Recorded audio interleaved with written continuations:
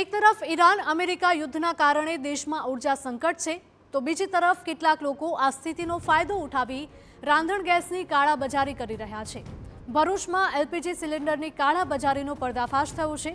GEB road પર રહેણાંક મકાનમાં અંકલેશ્વર એ ડિવિઝન પોલીસે દરોડા પાડી ગેસ સિલિન્ડરનો જથ્થો ઝડપી પાડ્યો। મકાનમાંથી મોટા પ્રમાણમાં વિવિધ કંપનીના ગેસ સિલિન્ડર મળી આવ્યા। સંગ્રહખોરી અને કાળાબજારી સામે લાલ આંખ કરતા પોલીસે 3 અલગ અલગ ગુના નોંધી 2 મહિલા સહિત 3 આરોપીની ધરપકડ કરી।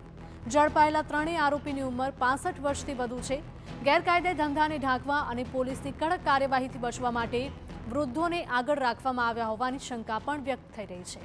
ત્યારે સામાન્ય રીતે વૃદ્ધો પ્રત્યે સહાનુભૂતિનો અભિગમ અપનાવવામાં આવતો હોવાથી તેમની આડમાં ગેરકાયદે પ્રવૃત્તિઓ કરાવવામાં આવતી હોવાનો ખુલાસો થયો છે। કાળાબજારીના નેટવર્કના તાર ક્યાં સુધી જોડાયેલા છે તે દિશામાં પોલીસે તપાસ હાથ ધરી।